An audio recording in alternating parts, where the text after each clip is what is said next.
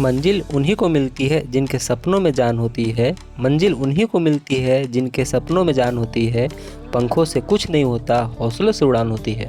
Hello दोस्तों, राम राम। आज का ब्लॉग शुरू हो रहा है अभी से एंड आज हम पढ़ने वाले हैं छत के ऊपर, वो भी मच्छरदानी लगा करके, क्योंकि नीचे उमस भरा हुआ है, बहुत ज़्यादा गर्मी है एंड मच्छर भी लग रहे हैं। तो मैंने सोचा कि क्यों ना छत पर मच्छरदानी का इस तरह से जुगाड़ बनाया जाए ताकि मच्छर भी ना लगे और गर्मी भी ना लगे और मैं अच्छे से पढ़ सकूं। वैसे तो आप जानते ही हैं कि मेरा रेगुलर ब्लॉग नहीं आ पाता है, क्योंकि पढ़ाई के साथ साथ मुझे बच्चों को भी पढ़ाना पड़ता है, स्कूल में भी और ट्यूशन में भी। एंड कभी कभी ऐसा होता है कि मैं बहुत ज़्यादा ही थक जाता हूँ एंड मैं खुद भी नहीं पढ़ पाता हूँ और लगभग 15 से 20 दिनों से मेरा हेल्थ भी ठीक नहीं चल रहा है। तो आज मुझे जितना भी पढ़ाई करना था सारा चीज़ मैं ऊपर लेकर के आ गया। अब देखता हूँ मैं कितने बजे तक पढ़ पाता हूँ और आज का टास्क कंप्लीट भी होगा या नहीं। तो रात के 10:30 बजने वाले हैं, पूरी दुनिया सोने जाती है, तब एक यूपीएससी एस्पिरेंट्स का असली सफ़र शुरू होता है।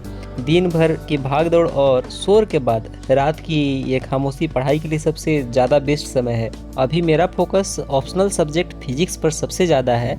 सिलेबस इतना पहाड़ जैसा है कि नींद को तो फिलहाल किनारे ही रखना पड़ जाता है, क्योंकि मेरा फिजिक्स ऑप्शनल है। इसलिए मैं सोच रहा हूँ इसको बेसिक यानी क्लास 9 से शुरू करूँ और अच्छे से बीएससी एमएससी लेवल तक अच्छे से इसको प्रैक्टिस के साथ पूरी कर लूँ, क्योंकि मैं पास्ट में जेईई मेंस का भी तैयारी कर चुका हूँ। इसीलिए मेरा फिजिक्स जो है हल्का सा स्ट्रॉन्ग पॉइंट बन जाता है और मेरा कंसेप्ट क्लियर है। तो हल्का से इसको रिवाइज करते हुए क्लास 12 तक चलना है। उसके बाद जब पढ़ना होगा तो उसमें एक्स्ट्रा और भी पढ़ा जाएगा। फिजिक्स नोट्स 2-3 पेज तैयार करने के बाद अब मैं सीसेट जो कि मैथ का पोर्शन है उसको कंप्लीट करने बैठ जाता हूँ एंड उसका भी एक लेक्चर परम्यूटेशन एंड कॉम्बिनेशन को कंप्लीट करता हूँ। और जहाँ तक लगता है मुझे प्रैक्टिस के बाद सीसेट के मैथ एंड रीजनिंग वाले पोर्शन में दिक्कत तो उतना ज़्यादा नहीं होने वाला है। और इस तरह से मैं डायरी में इसके कुछ इंपॉर्टेंट पॉइंट्स एंड नोट्स बना लेता हूँ एंड एक कॉपी पर जो इस पर क्वेश्चन प्रैक्टिस करवाया जाता है उसको साथ साथ करते रहता हूँ।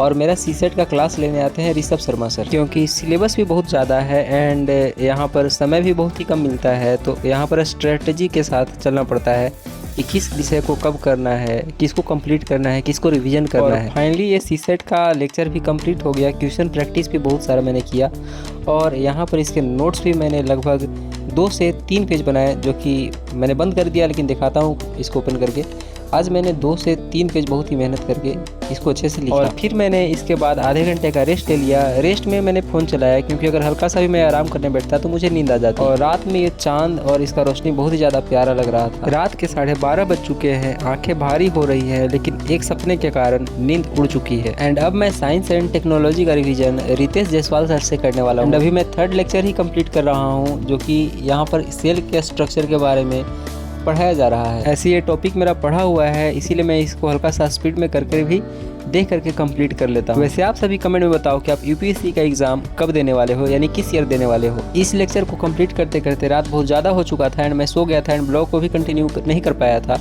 एंड आज है अगला दिन, सुबह हो चुका है, आप देख ही सकते हो। एंड उधर लालिमा छाए हुए हैं, नहीं सूर्य निकलने वाला है और मैं सुबह 5 बजे जग गया।